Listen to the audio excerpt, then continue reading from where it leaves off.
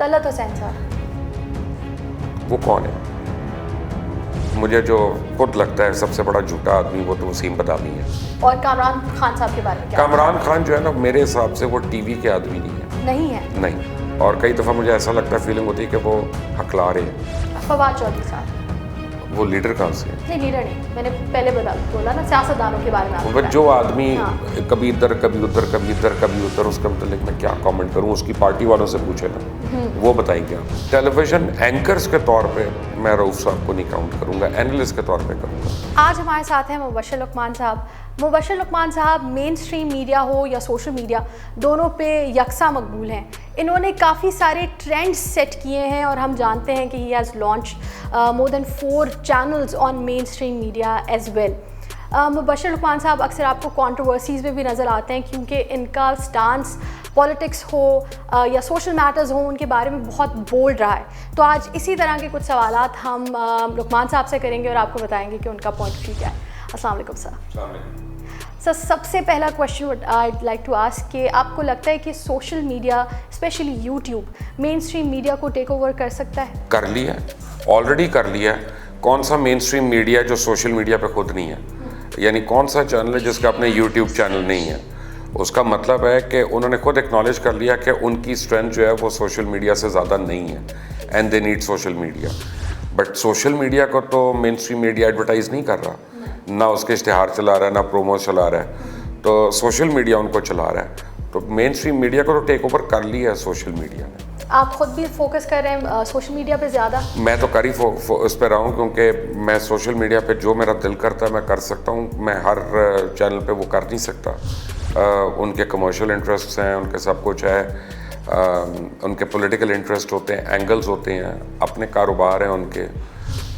करेंगे शो ज़रूर करेंगे जब कोई देगा, लेकिन ऑब्वियसली अब वो क्या कहते हैं, मुंह को खून जो है वो सोशल मीडिया का लग चुका है। तो you enjoy working? I really enjoy it.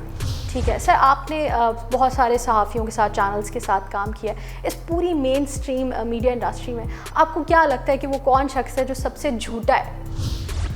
सहाफ़ी? ओह, कंपटीशन है। वैसे तो हैंड्स आउट, मुझे जो खुद लगता है सबसे बड़ा झूठा आदमी वो तो वसीम बदामी है। अच्छा। और यानी कई चीज़ों पे मैंने उसको पर्सनल लाइफ में भी देखा है, मैंने उसको प्रोफेशनल लाइफ में भी देखा है। अल्लाह ताला उसको माफ़ करे। अच्छा, तो लोग तो उसको माफ़ नहीं, वो हमेशा झूठा आदमी ऐसे ही प्रिटेंड करता है ना। अच्छा, गवर्नमेंट में आपका इमरान खान के साथ एक बहुत स्टॉन्च रिलेशनशिप रहा है शुरू से ही। आपको लगता है कि गवर्नमेंट की इस वक्त की जो परफॉर्मेंस है वो अच्छी जा रही है? मैं ये बता सकता हूँ कि अपोजिशन इतनी बुरी है कि वो गवर्नमेंट का कुछ कर नहीं सकती। अच्छा, वो कर नहीं सकती। हाँ, तो वो उससे फ़र्क नहीं पड़ता। गवर्नमेंट जो है वो स्टेबल होती जाएगी, और अपोजिशन मुझे रोज़ बरोज़ लग रहा है कि मज़ीद अपने झगड़ों में और फिसल आउट हो। By the end of 5 years आप इसको कहाँ देख रहे हैं? अगर तो ये 5 साल हुकूमत चल गई ना सही तरह, तो अगले 5 साल भी फिर इसी में करना है। नहीं, मैं इसलिए कह रहा हूँ कि anything can happen in Pakistan. ये पाकिस्तान है, यहाँ पे 2 + 2 जो है ना वो 4 भी होता है और 22 भी होता है। तो वो हमें पता नहीं है कि क्या आउटकम है, मैं कोई प्रेडिक्शन से नहीं कर सकता। लेकिन यह है कि 5 साल पूरे होने का मतलब है कि इमरान खान की अपोजिशन बिल्कुल ही बैठ गई है, नाकाम हो गई, फिर वो इलेक्शंस में कुछ नहीं कर सकेंगे। ठीक है सर, आपको क्या लगता है कि मेन स्ट्रीम मीडिया चैनल्स पे इस वक्त कौन सा एक ऐसा चैनल है जो एक डेंजरस एजेंडा फॉलो कर रहा है? डेंजरस? नेशनल इंटरेस्ट के लिए डेंजरस या पाकिस्तान के लिए डेंजरस? इट हैज़ इस वक्त तो कोई नहीं है, पहले होते थे ऑब्वियसली, और अब बहुत कंट्रोल्ड हैं लोग, और चैनल्स जो हैं वो नेशनल इंटरेस्ट के ख़िलाफ़ तो नहीं जा रहे, लेकिन पर्सनल इंटरेस्ट पे जा सकते हैं। ठीक है। और वो जायज़ भी है किसी हद तक, उनकी इन्वेस्टमेंट है, उनका काम है। तो मेरा नहीं ख्याल कि नेशनल इंटरेस्ट के ख़िलाफ़ भी जा रहा है। सर, अभी मैं कुछ जर्नलिस्ट के नाम लूँगी। I like to know your opinion, 1 or 2 lines about that. तो सर, नजम सेठी साहब। नजम सेठी साहब बहुत काबिल आदमी हैं और ज़बरदस्त एनालिसिस करते हैं, और पाकिस्तान में मैं समझता हूँ आज तक सिर्फ 2 जर्नलिस्ट ऐसे आई हैं जो बला के खौफनाक हद तक बाइलिंगुअल, यानी अंग्रेज़ी और उर्दू दोनों में उनको मलका। तो नजम सेठी उनमें से एक हैं, हुसैन हक़ानी उसमें दूसरे हैं। मैं उनसे एग्री करूँ या डिसएग्री करूँ ये अलग जगह, लेकिन नजम सेठी साहब जो है मुझे एज अ जर्नलिस्ट हमेशा लगा कि वो एंगलिंग करते हैं। हैंडलिंग करते हैं। हाँ, और काफ़ी ज़्यादा करते हैं। तो इसलिए बस मैं यही कह सकता हूँ उनके मतलब काबिलियत अपनी जगह पे और एंगल्स अपनी जगह पे हैं। तलत हुसैन साहब वो कौन है? ओह तलत, हाँ एक होता था तलत। था, वो था, हो चुके आपके लिए। तलत हुसैन ने, कई लोग होते हैं जिनको आपने इमेज बनाया होता है उनका, तो एक मौका ऐसा था कि उस पर तलत हुसैन की असलियत मेरे सामने जब आई तो वो इमेज शैटर हो गया। तो उसके बाद वो मेरे लिए हैव नॉट्स में आ गए। अब्दुल रऊफ साहब, अब्दुल रऊफ साहब जो है ना वो actually he is more of a teacher than anything else. Abdul Rauf साहब जो हैं वो ना न्यूज़ देते हैं ना स्टोरी देते हैं, वो राय देते हैं जिससे कोई नाराज़ ना हो। तो आपकी मर्ज़ी, जिस मर्ज़ी कैटेगरी में उनको रखें, बट टेलीविज़न एंकर्स के तौर पे मैं रऊफ साहब को नहीं काउंट करूँगा, एनालिस्ट के तौर पे करूँगा। अच्छा, आफ्ताब इकबाल साहब। आफ्ताब इकबाल साहब ने अपना ट्रेंड शुरू किया और कोई उनसे उनका क्रेडिट नहीं ले सकता कि जिस तरह की न्यूज़ वर्दी कॉमेडी उन्होंने शुरू किया वो पाकिस्तान में एक जिद्दत थी। और मेरे तो वो क्लास वाला भी थे। अच्छा। तो मैं उनको जानता हूँ, मैं कई चीज़ों पर उनसे इख्तलाफ भी है, लेकिन आफ्ताब इकबाल का मैं, ये अजीज़ी का जो कैरेक्टर है ना, ये आफ्ताब ने कॉलेज में बनाया हुआ था। अच्छा। गवर्नमेंट कॉलेज लाहौर में हम होते थे, हम जब कैंटीन में बैठे होते थे तो बताता था अजीज़ी जो है ना वो ये करेगा, अजीज़ी ये बताएगा, यानी ये टोटल उन्होंने उस वक्त उसको विजुलाइज किया हुआ था। And he was very clear कि ये शो करना है और ये हिट होगा। और वो कंप्लीट उनका इमेजिनेशन है, ये जो कैरेक्टर है टोटल, ये कैरेक्टराइजेशन आफ्ताब इकबाल की अपनी है। Nobody can take that credit from him. You can differ with him but you can't take his credit. और कामरान खान साहब के बारे में क्या? कामरान खान जो है ना, मेरे हिसाब से वो टीवी के आदमी नहीं है। नहीं है? नहीं। अच्छा। कामरान खान साहब की जो फ्लुएंसी है ना वो बड़ी, उसमें जर्क्स हैं और कई दफ़ा मुझे ऐसा लगता है, फीलिंग होती है कि वो हकला रहे हैं। तो लेकिन वो अपने कंटेंट से हर चीज़ को कवर कर लेते हैं। दूसरा, कामरान खान साहब को मैंने हमेशा एक ही रूप में देखा है, उसी सूट में, उसी टाई में, उसी एंगल्स में, यूँ मुड़ के और यूँ मुड़ के। वो इवॉल्व नहीं कर रहे टाइम के साथ साथ, बट उनका कंटेंट स्ट्रॉन्ग है, उसमें कोई दो राय नहीं है।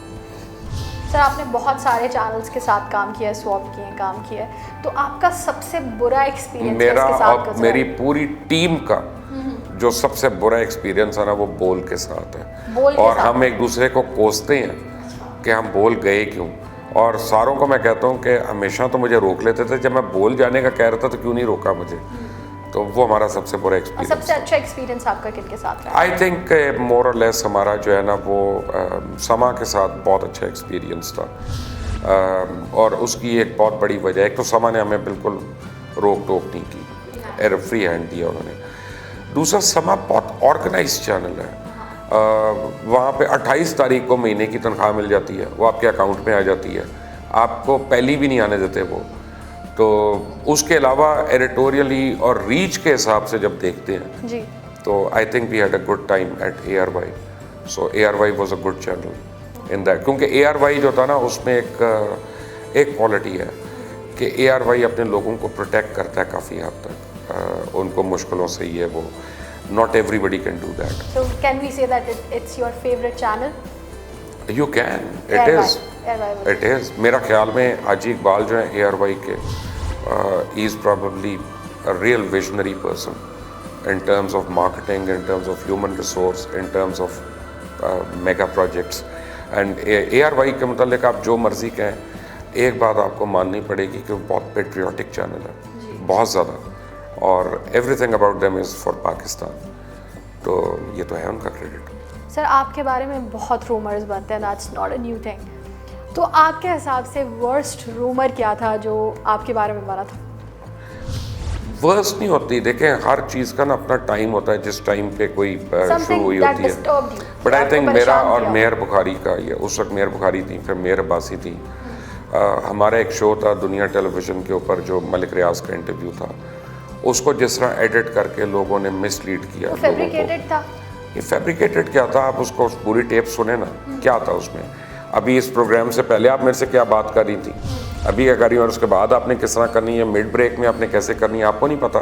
एक नॉर्मल चीज़ है, there is nothing abnormal about it को मजाक करना या जुगत मारना या सिगरेट पीना या कोई ऐसी चीज़ करना, बट वो हमने इतना ज़्यादा लोगों को, मैं समझता हूँ कि हमसे उसका खौफ था कि finally everybody got on to अस।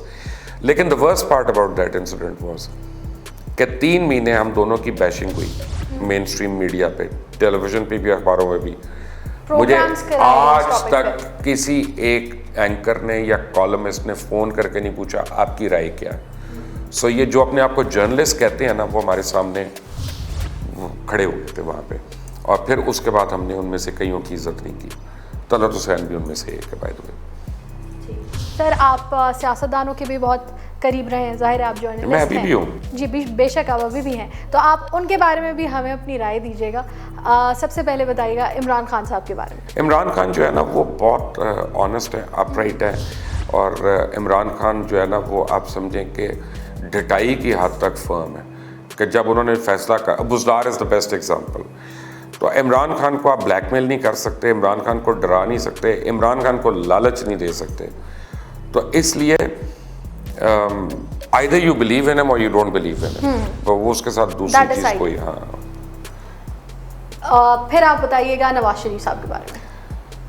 नवाज शरीफ साहब इस मुल्क के बहुत पॉपुलर लीडर हैं, इसमें कोई दो राय नहीं है, और अभी भी बहुत पॉपुलर है, इसमें भी कोई दो राय नहीं है।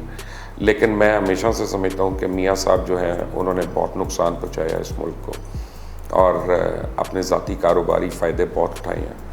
और मेरा और उनका जो इख्तलाफ है वो इसी बुनियादी वजह से है। हो सकता है कि मैं गलत हूँ, लेकिन अब तो सुप्रीम कोर्ट ने भी वो सज़ा दे दी, और जिस दिन वॉल्यूम 10 खुलेगा GIT रिपोर्ट का, उस दिन बाकी का चैप्टर भी खुल जाएंगे। That can be a dangerous thing coming। उसका तो मियाँ साहब बताएंगे ना, उनके वकीलों ने सुप्रीम कोर्ट को कहा था कि ये प्लीज़ पब्लिक नॉलेज ना करें। क्यों ना करें? ठीक, उसमें ऐसी कौन सी बात थी, वो बताएंगे ना। बिलावल साहब राइजिंग लीडर हैं। बिलावल साहब राइजिंग ज़रूर है, लीडर नहीं है अभी। ठीक है। मेरा ख्याल है कि बिलावल साहब has a very long innings to play and he has a long way to mature. Now is not the time to rate him in the top leaders. ठीक है। फवाद चौधरी साहब, वो लीडर कहाँ से हैं? नहीं, लीडर नहीं, मैंने पहले बोला ना सियासतदानों के बारे में। वो जो आदमी कभी इधर कभी उधर, कभी इधर कभी उधर, उसका मतलब मैं क्या कमेंट करूँ, उसकी पार्टी वालों से पूछे ना, वो बताएंगे आपको। ठीक है। साद रफ़ीक साहब। साद रफ़ीक से मेरे बहुत इख्तलाफात हैं, लेकिन एक बात है कि साद रफ़ीक ने बहुत कैरेक्टर दिखाया है अपनी पॉलिटिक्स में।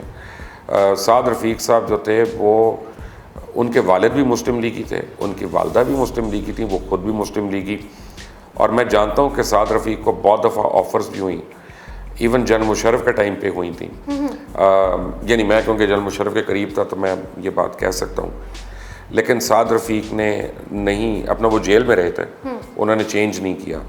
तो इस वजह से मैं साद रफ़ीक की बहुत रिस्पेक्ट करता हूँ। मेरा और उनका इख्तलाफ जो है वो अपनी जगह पे है। By the way, Saad Rafiq was also my class fellow in government college, तो मैं उनको तब से जानता हूँ, आज से तो नहीं जानता। तो लेकिन यह है कि उनकी पॉलिटिकल एफिलिएशन के साथ खड़े रहना, अपनी आइडियोलॉजी के साथ खड़े रहना, ये एक कमेंडेबल बात है।